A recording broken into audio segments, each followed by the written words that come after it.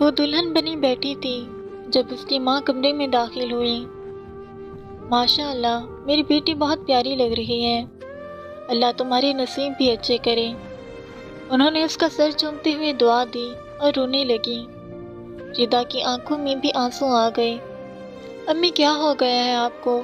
ایسے نہ روئیں، اس نے اداسی سے کہا تو اس کی ماں نے اسے گلے لگایا اور بہت ساری دعائیں دیتی کمرے سے باہر چلی گئی۔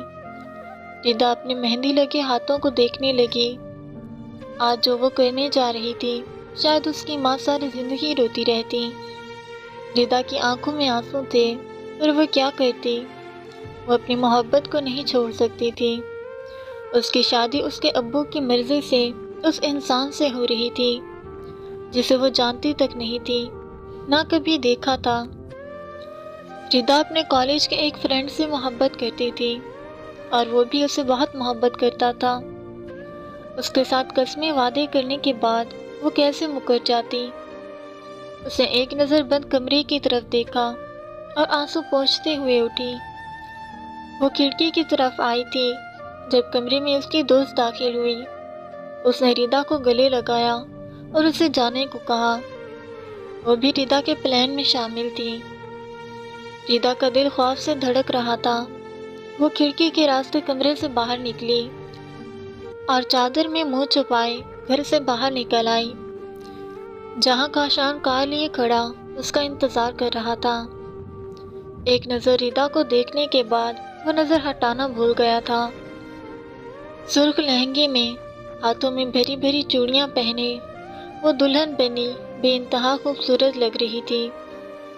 ردا آہستہ قدم اٹھاتی اس کی طرف بڑھی جب اچانک اس کے پاؤں لڑکھڑا گئے۔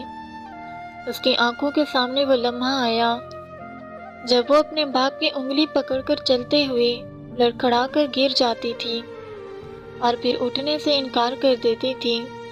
تب اس کے ابو اسے بولتے تھے کہ میری بیٹی بہت بہادر ہے، کبھی بھی گرنے سے مت ڈرنا، یہ یاد رکھنا تم جب بھی گری تمہارا باپ تمہیں تھام لے گا۔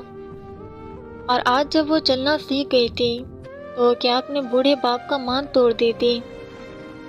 اسے اپنی ماں کے بہتے آنسو اور دعائیں یاد آئیں۔ وہ چونکی جب کاشان اس کا ہاتھ تھامے اسے ساتھ لے جانے لگا۔ اس نے اپنا ہاتھ چھوڑایا اور سر نفی میں ہلاتے ہوئے گھر کی طرف دیکھنے لگی۔ مجھے معاف کر دینا، پر اپنے ماں باپ کے دل ویران کر کے میں اپنی زندگی کیسے آباد کروں گی؟ ان کی نیندیں چھین کر مجھے نیند نہیں آئے گی۔ کاشان آپ واپس لوٹ جائیں اور بھول جائیں مجھے۔ وہ روتے ہوئے واپس پلٹ گئی۔ کاشان اداس سا مسکرایا تھا۔ اگر آج ردا اپنے ماں باپ کی عزت روند کر اس کے ساتھ چلی آتی تو وہ شاید کبھی ردا پر یقین نہ کرتا۔ اگر ردا اپنے ماں باپ سے مخلص نہ ہوتی تو وہ کیسے یقین کرتا کہ وہ اس کے ساتھ مخلص رہے گی؟ کاشان کا بھائی باہر آیا تو کاشان کو دیکھ کر حیران ہوا۔ کاشان کیا سوچ رہے ہو یار؟ آ جاؤ، نکاح شروع ہونے والا ہے، تمہاری دلہن انتظار کر رہی ہوگی۔ کاشان مسکراتا ہوا اس کے ساتھ چل دیا۔ ردا کی شادی جس کے ساتھ ہو رہی تھی وہ کاشان ہی تھا۔ کاشان بہت خوش تھا۔